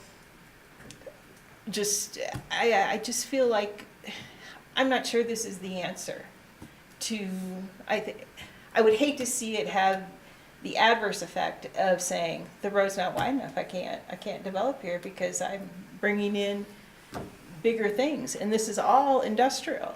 So, yeah, that'd be great. I mean, I'm sorry, but yeah. Through the mayor.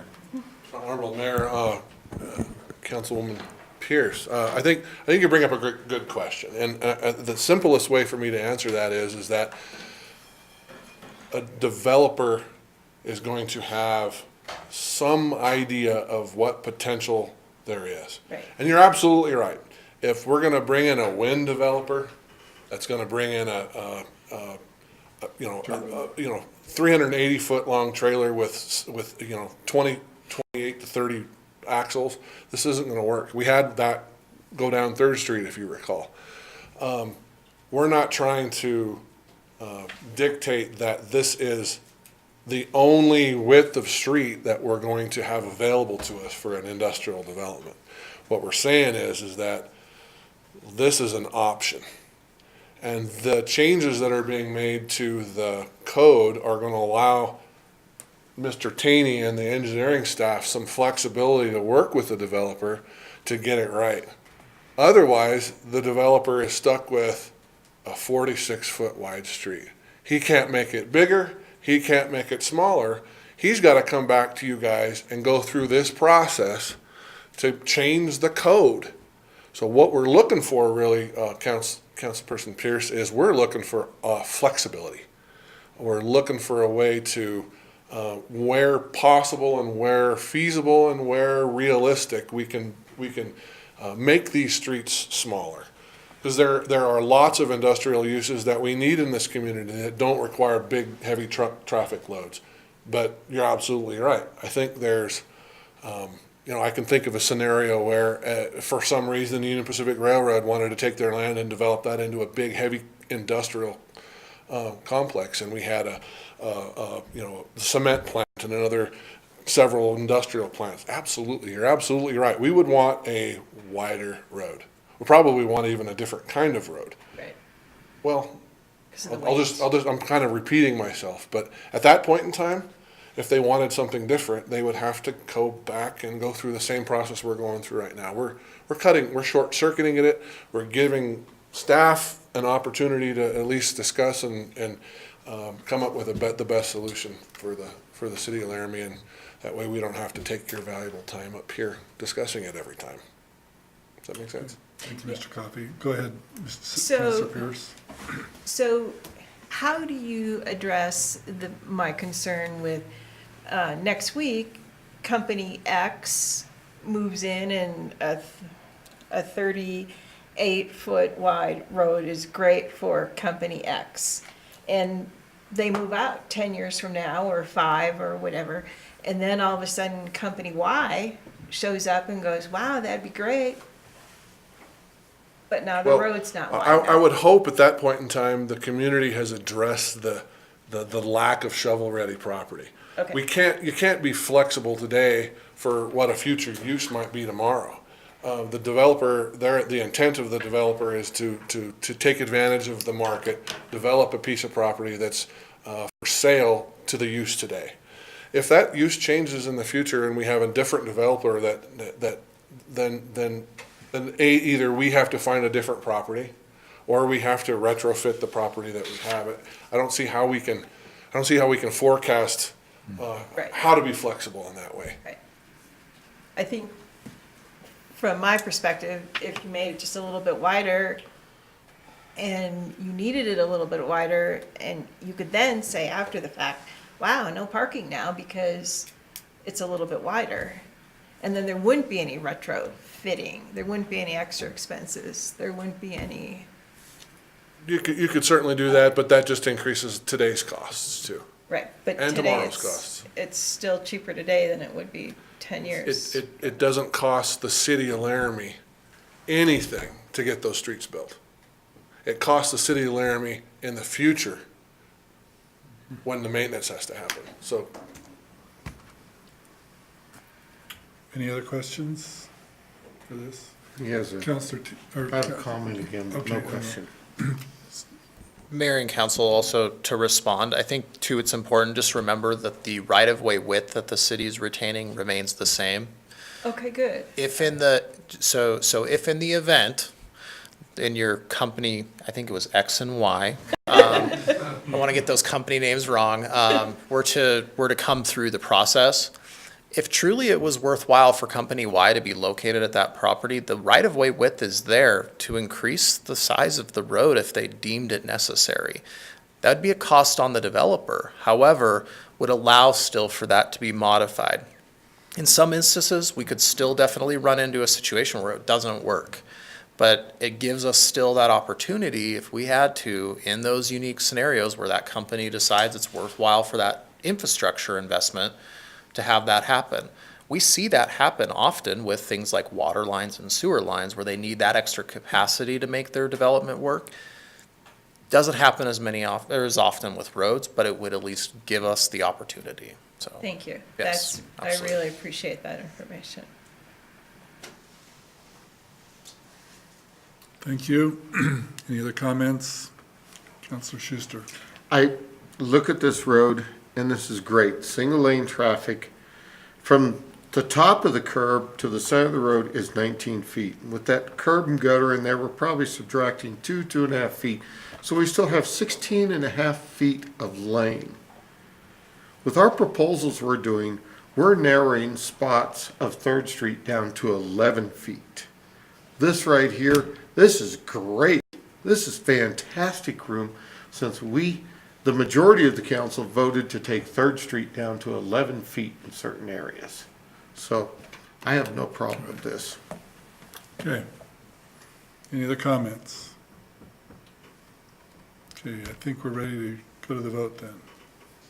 Harrington absent. Stalder. Yes. McKinney. yes. Pierce. Yes. O'Doherty. Yes. Schuster. Yes. Weaver. Yes. Gabriel. Yes. Shumway. Yes. That's 8 yeses, 0 nos, and 1 absent, Your Honor. Okay, thank you. That has passed the first reading, and we'll go to the second reading in our next city council meeting. We now are at the point where we're inviting the public to make comments on non-agenda items. Is there anyone in the audience who would like to make any comments to the city council? Okay, seeing none, we will now ask the council to give us any topics that they would want us to consider for future council work sessions. Anybody here that has any topics they'd like to put forward? Councilor Gabriel. Thank you, Mayor. I was just a question for staff. Todd, requested by staff, we have 3 with asterisk, means scheduled but not held, but there's 3, North Campus, UW Trans, and city property land use and plating. Are they still potentially on the schedule for work sessions? Just curious. Honorable Mayor, through you to Councilor Gabriel, the North Campus improvements could absolutely be put on for updates if you would like. UW Transportation and Parking Plan, Planning Manager Taney has reached out to Mr. Kunkel at the University of Wyoming about setting up and getting him in here to give that presentation. And the city property land use plating, that's related to land next to in the Turner Tract, not in the Turner Park Office Association, however you represent that. But those are all prepared and ready to go. Okay, thank you. Thank you. Any other future council work sessions from anyone? Already quite a Okay, list there. let's go to item number 17, Councilor Pierce. I move that we adjourn. Second. It's been moved and seconded. All in favor, say aye. Aye. We are adjourned.